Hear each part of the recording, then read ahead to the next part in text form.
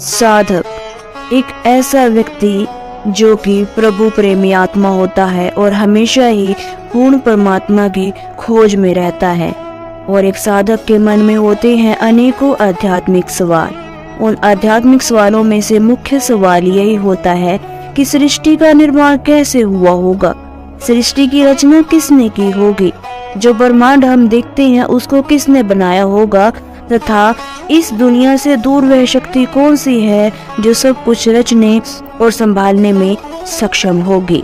अधूरा वैज्ञानिक ज्ञान और सभी अधूरे व नकली धर्मगुरुओं को अपना अलग ही विज्ञान और लोकवेद आधारित ज्ञान है, जिसके कारण भक्त समाज पूर्ण परमात्मा तथा सर्व सृष्टि के रचनहार से आज तक अपरिचित है।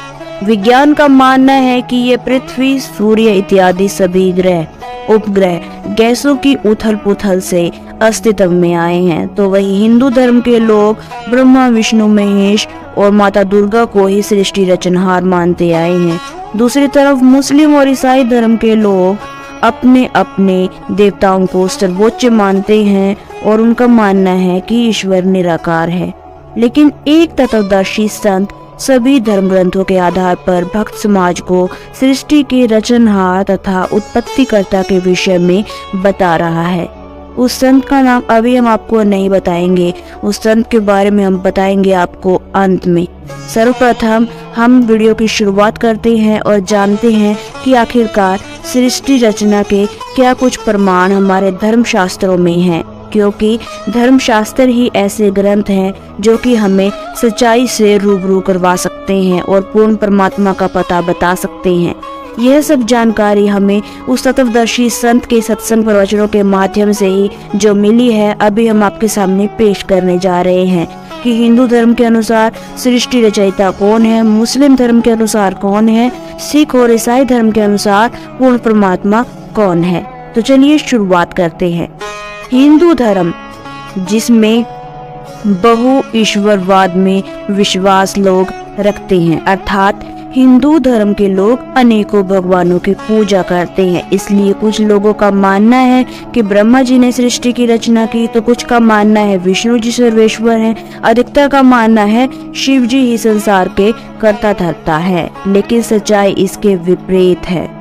हिंदू धर्म के वेद ग्रंथ यह गवाही देते हैं कि वह परमात्मा कबीर साहिब जी हैं, जिसने 6 दिन में सृष्टि की रचना की।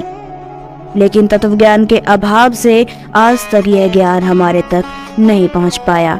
आगे चलकर इस चीज का प्रमाण भी आपको देंगे। वीडियो के साथ हम तक जुड़े रहें। तो चलिए अब बढ़ते हैं अगले धर्म की तरफ। अगला धर्म है इस्लाम धर्म। मुसलमान धर्म के लोग कुरान शरीफ के ज्ञानदाता अर्थात ब्रह्म काल को अल्लाह मानते हैं तथा उनका ये भी मानना है कि अल्लाह निराकार है, जबकि कुरान शरीफ में स्पष्ट लिखा है कि कुरान शरीफ का ज्ञानदाता अपने स्तर का ज्ञान प्रदान करता है और अंत में अल्लाहु अकबर के बारे में बाखबर इल्म वाला से जानकारी पूछने का विकल्प छोड़ देता है। बाखबर से अर्थ है एक तत्वदर्शी संत, जिसके बारे में हम आपको आगे चलकर बताने वाले हैं। कुरान शरीफ की आयतों में भी बताया है। कुरान शरीफ की जैसे कि एक आयत सूरत फुरकानी 25 आयत 52 से 59 तथा फजाइले जिक्र आयत 1 में स्पष्ट रूप से लिखा है, संपूर्ण जगत का रचनहार सबका मालिक अल्लाहु अकबर कबीर साहिब जी है। यानी कि इस्लाम धर्म में भी साहिब कबीर जी को ही अल्लाह माना गया है। आगे आती है बाइबल। इस्लाम धर्म की तरह ईसाई धर्म के लोग भी भगवान को निराकार मानते हैं। उनका मानना है कि यीशु ही वह परम शक्ति है जिसने सारी सृष्टि की उत्पत्ति की, जबकि उनके धर्म ग्रंथ बाइबल में स्पष्ट रूप से लिखा है कि परमात्मा साकार है जिसने 6 दिन में सृष्टि रची। इसके साथ ही बाइबल यह भी सिद्ध करती है कि संपूर्ण सृष्टि रचयिता कबीर साहिब जी हैं और यीशु पूर्ण परमात्मा कबीर साहिब जी के पुत्र थे, जिन्हें विष्णु लोक से परमात्मा का ज्ञान बताने के लिए भेजा गया था। उसके आगे आता है सिख धर्म। सिख अर्थात शिष्य। गुरु नानक जी के वचनों का पालन करने वाले शिष्य आगे चलकर सिख कहलाए। सिख धर्म गुरु ग्रंथ साहिब का अनुसरण करता है। गुरु ग्रंथ साहिब गुरु नानक देव जी की देह समान है। पूर्ण परमात्मा कबीर साहिब जी स्वयं गुरु नानक जी को आकर मिले और सतलोक का दर्शन कराया, जिनके बाद नानक जी ने वाणियों के माध्यम से उस पूर्ण परमात्मा की महिमा बताई, जिसमें गुरु ग्रंथ साहिब के रूप में लिपिबद्ध किया गया। नानक जी की वाणी में स्पष्ट रूप से यह वर्णन किया गया है कि पूर्ण परमात्मा जो सतलोक में रहता है, जिसने सर्व सृष्टि की रचना की, उसका नाम कबीर देव है। नानक जी अपनी वाणी में बताते हैं कि उस पूर्ण परमात्मा ने पानी की एक बूंद से पहले एक अंडा बनाया, फिर उसे फोड़ा तथा उसमें से ज्योति निरंजन निकला। उसी पूर्ण परमात्मा ने सर्व प्राणियों के रहने के लिए धरती, आकाश, पवन, पानी आदि 5 तत्व रचे, अपने द्वारा सृष्टि रची, वह स्वयं ही साक्षी है। अन्य संत जैसे कि जो संत हुए हैं, गरीबदास जी, दादूदास जी, नानक देव जी, जितने भी संत हुए हैं, सब ने कबीर साहिब जी को ही पूर्ण परमात्मा बताया है। एक वाणी भी आती है, हम सुल्तान ने नानक तारे दादू को उपदेश दिया, जात जुलाहा भेद न पाया, काशी माहे कबीर हुआ। यह स्पष्ट वाणी है गरीबदास जी महाराज की, जिसमें गरीबदास जी महाराज कह रहे हैं कि हमें पूर्ण परमात्मा कबीर साहिब जी मिले, जिन्होंने सभी संतों को ज्ञान उपदेश दिया और वह सचखंड सतलोक दिखाया।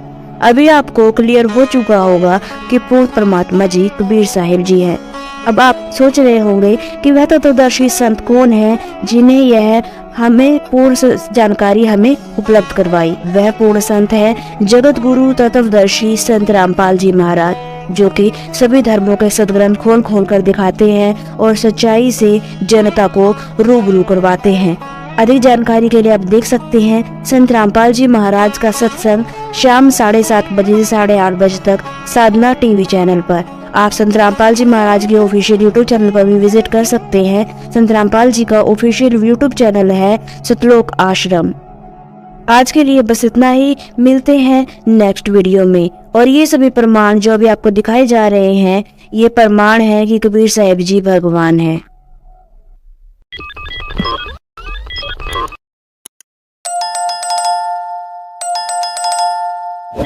पुण्यात्माओं, जब आपको ये तत्व ज्ञान होगा तो पता चलेगा कि हम एक ही परमात्मा के बच्चे हैं, हम भिन्न भिन्न नहीं हैं।